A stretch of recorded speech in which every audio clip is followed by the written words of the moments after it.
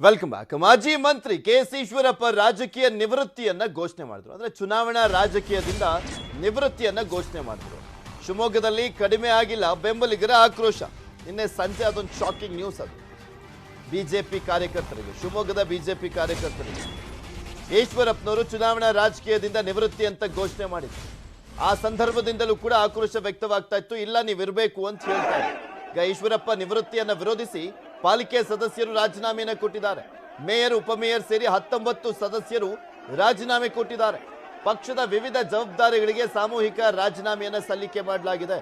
ಬೆಂಗಳೂರಿಗೆ ತೆರಳಿ ಯಡಿಯೂರಪ್ಪ ಅವರನ್ನ ಭೇಟಿಯಾಗಲಿಕ್ಕೆ ನಿರ್ಧಾರವನ್ನು ಮಾಡಿದ್ದಾರೆ.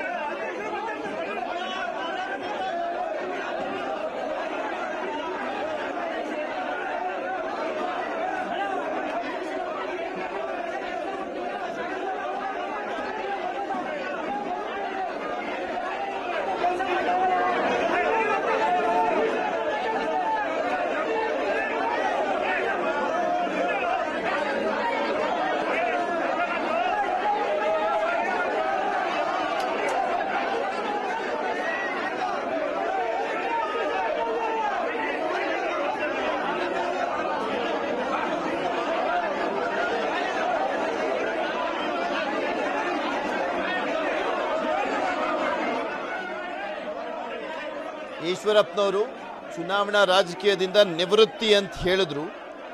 ಅಲ್ಲಿ ಮೇಯ್ನಾಗಿ ಅವರೊಂದು ರೀಸನ್ನು ಕೂಡ ಕೊಟ್ಟರು. ಹೆಸರು ಕೈ ಬಿಡ್ತಾರೆ ಅಂತ ನಾನೇ ನಿವೃತ್ತಿಯನ್ನ ಪಡೆದೆ ಅಂತ ಹೇಳಿದ್ರು. ಅಂದ್ರೆ ಅವ್ರಿಗೂ ಕೂಡ ಆಸೆ ಇತ್ತು ಅನ್ನೋದು ಗೊತ್ತಿದೆ.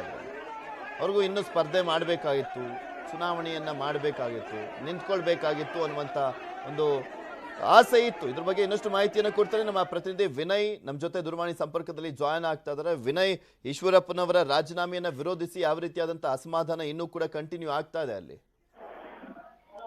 ಪೃಥ್ವಿ, ಈಗ ಶಿವಮೊಗ್ಗದಲ್ಲಿ ಏನು ಈಶ್ವರಪ್ಪನವರ ರಾಜೀನಾಮೆ ಅಂದ್ರೆ ನಿವೃತ್ತಿಯ ಘೋಷಣೆ, ಅಂದ್ರೆ ರಾಜಕೀಯದಲ್ಲಿ ನಿವೃತ್ತಿಯ ಘೋಷಣೆ ಹಿನ್ನೆಲೆಯಲ್ಲಿ ಇವತ್ತು ಬೆಳಗ್ಗೆಯಿಂದ ಮಹಾನಗರ ಪಾಲಿಕೆಯ ಸದಸ್ಯರುಗಳ ಜೊತೆಗೆ ಒಂದಿಷ್ಟು ಬೆಂಬಲಿಗಳು, ಕಾರ್ಯಕರ್ತರು ಕೂಡ ಬಿಜೆಪಿ ಕಾರ್ಯಾಲಯಕ್ಕೆ ಭೇಟಿನ ನೀಡ್ತಾರೆ. ಅಲ್ಲಿ ಪ್ರೊಟೆಸ್ಟ್ ಕೂಡ ಮಾಡ್ತಾರೆ. ಪ್ರೊಟೆಸ್ಟ್ ಮಾಡಿದ ನಂತರ ಏನು ಇವು ಪಾಲಿಕೆ ಸದಸ್ಯರುಗಳಿದ್ರು ಅವರು ಕೂಡ ಪಕ್ಷದ ಜವಾಬ್ದಾರಿಗಳಿಗೆ ಒಂದಿಷ್ಟು ರಾಜೀನಾಮೆಯನ್ನ ನೀಡ್ತಾರೆ. ಒಂದಿಷ್ಟು ಜನರು ಅದನ್ನ ಜೊತೆಗೆ ಒಂದು ಕಾರ್ಯಕರ್ತರಿಗಾಗಿ ಒಂದು ಸಮಾಧಾನಗೊಳಿಸೋದಕ್ಕಾಗಿ ಒಂದು ಮೀಟಿಂಗ್ ಅನ್ನು ಕೂಡ ಆಯೋಜನೆ ಮಾಡಿರ್ತಾರೆ. ಆ ಮೀಟಿಂಗ್ ಅಲ್ಲಿ ಕೂಡ ಈಗ ಹೈಡ್ರಾಮಾಗಳು ಶುರುವಾಗಿದ್ದು ಇಲ್ಲಿ ಹಲವಾರು ಜನರು ಗಲಾಟೆ, ಅಂದ್ರೆ ಒಂದಿಷ್ಟು ಕೊಡಲೇಬೇಕು ಟಿಕೆಟ್ ಅನ್ನ ಈಶ್ವರಪ್ಪರಿಗೆ ಅನ್ನೋ ಒಂದು ಭಾವನೆಯನ್ನ ವ್ಯಕ್ತಪಡಿಸಿದ್ದಾರೆ. ಅದ್ರ ಜೊತೆಗೆ ಕೂಗಾಟ ತೀರಾಟ ಕೂಡ ಹೆಚ್ಚಾಗ್ತಿದೆ ಅಂತಾನೆ ಹೇಳ್ಬೋದು.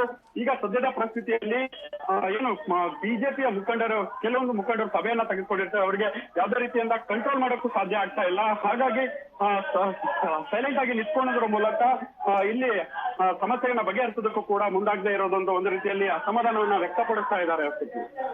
ಓಕೆ, ಥ್ಯಾಂಕ್ ಯು ವಿನಯ್ ನಿಮ್ಮೆಲ್ಲ ಮಾಹಿತಿಗಾಗಿ.